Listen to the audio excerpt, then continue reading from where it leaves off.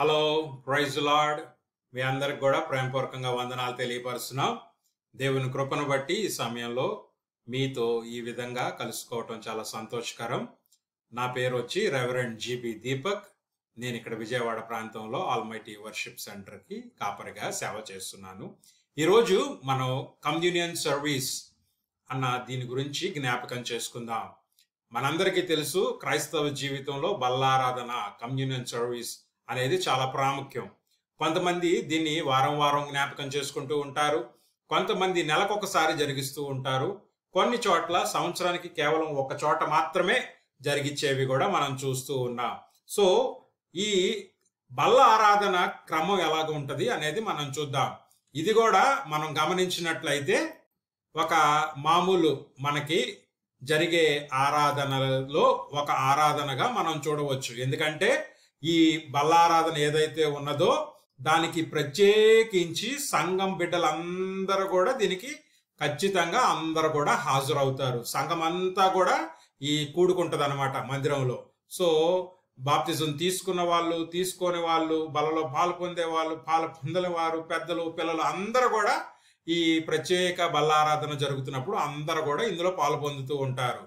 So ఈ ఆరాధన క్రమంలో మనం చూసినట్లయితే మనకి స్తుతి ఆరాధన ఉంటది, దేవుణ్ణి మనం మహింపరుచుకుంటాము, సో ఆరాధిస్తూ ఉంటాము.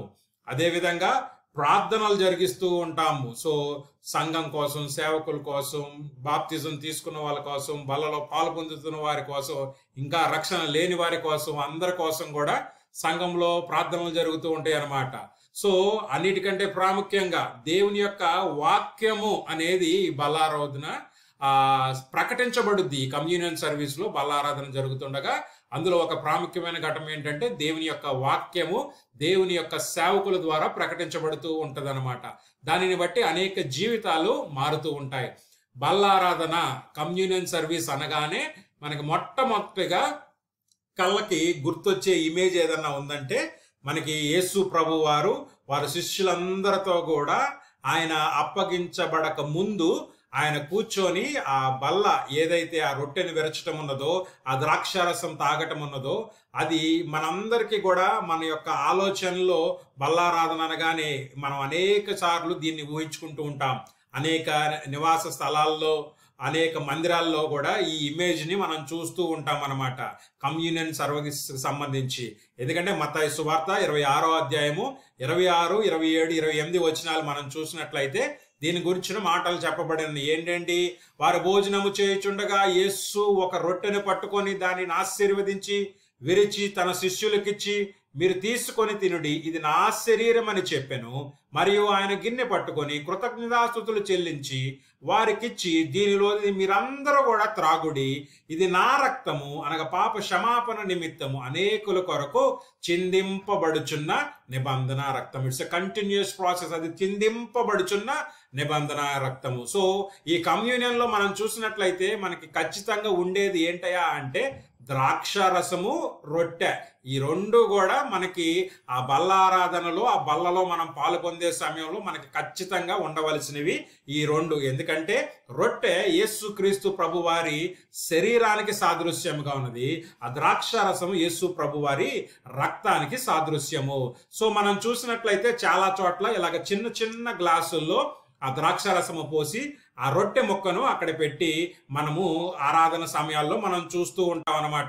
సో ముందుగా సేవకులు అసలు ఈ యొక్క బల్ల యొక్క విశిష్టత ఏంటి, దాని కొరకు యేసయ్య చేసిన త్యాగం ఏంటి, దాని కొరకు ఎవరో అందులో ఈ హోలీ కమ్యూనియన్ పరిశుద్ధ బల్లలో పాలు పొందాలి అని తెలియపరుస్తూ, ఇంకా ఎవరైతే ఇందులో పాలు పొందక రక్షణ లేని వారు ఉన్నారో వారందరినీ కూడా సేవకులు ప్రోత్సహిస్తారనమాట. తర్వాత సేవకులు రొట్టె కోసం, ఆ ద్రాక్షరసం కోసం వారు ప్రత్యేకించి వారు ప్రార్థన చేస్తారనమాట.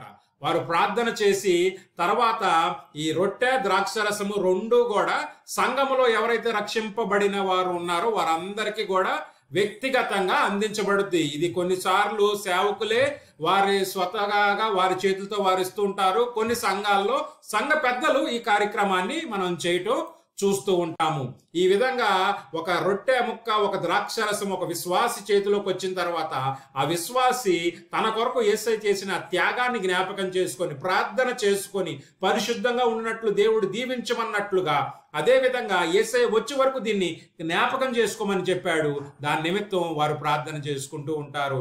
ఈ విధంగా ఈ బల్ల కార్యక్రమం అనేది ప్రతి సంఘంలో జరుగుతూ ఉంటది. ఈ బల్ల యొక్క విశిష్టత తెలుసుకున్న మనము ఇందులో క్రమం తప్పుకోకుండా మనం పాలు పొందే వారి కింద మనం ఉండాలి. దేవుడు మనల్ని దీవించునుగాక. ఆమేన్.